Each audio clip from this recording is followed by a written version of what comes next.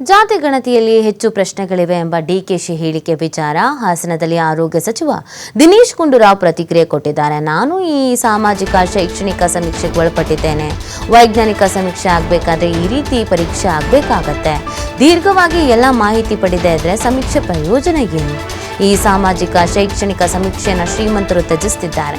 ಸರ್ಕಾರದಿಂದ ನಮಗೇನಾಗಬೇಕು ಅನ್ನೋದು ಶ್ರೀಮಂತರ ಧೋರಣೆ. ಶಿಕ್ಷಕರಿಗೆ ಇದರಿಂದ ಒತ್ತಡ ಹೆಚ್ಚುತ್ತಾ ಇದೆ ಎಂಬ ಅಭಿಪ್ರಾಯ ವಿಚಾರ. ಒತ್ತಡ ಹಾಕದೆ ಕೆಲಸ ಮಾಡೋದಕ್ಕೆ ಆಗುತ್ತದೀಗ, ಒತ್ತಡ ಹಾಕಿದ್ರೆ ಕೆಲಸ ಆಗೋದು ಅಂತ ದಿನೇಶ್ ಗುಂಡೂರಾವ್ ಹೇಳಿದ್ದಾರೆ.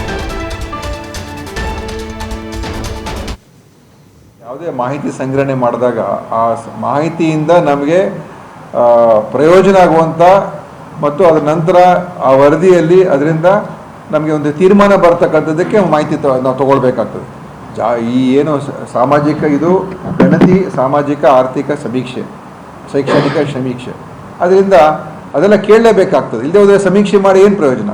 ನಿಮ್ಮ ಆರ್ಥಿಕ ಸ್ಥಿತಿಗತಿ ಏನು, ನಿಮ್ಮ ಶೈಕ್ಷಣಿಕ ಸ್ಥಿತಿಗತಿ ಏನು, ನಿಮ್ಮ ಸಾಮಾಜಿಕ ಸ್ಥಿತಿಗತಿ ಏನು, ನಿಮಗೇನೋ ಸರ್ಕಾರದಿಂದ ಏನಾದರೂ ಸಹಾಯ ಸಿಕ್ಕಿದೆಯಾ ಇಲ್ವಾ, ಅಥವಾ ನಿಮ್ಮ ಮೀಸಲಾತಿಯಲ್ಲಿ ಏನಾದರೂ ನಿಮಗೆ ಪ್ರಯೋಜನ ಆಗಿದೆಯಾ ಇಲ್ವಾ, ಇದೆಲ್ಲ ಕೇಳಲೇಬೇಕಾಗ್ತದೆ. ಕೆಲವ್ರಿಗೆ ಏನಾಗಿದೆ ಸ್ವಲ್ಪ ಅದು ಒಂದೊಂದು ಸಲ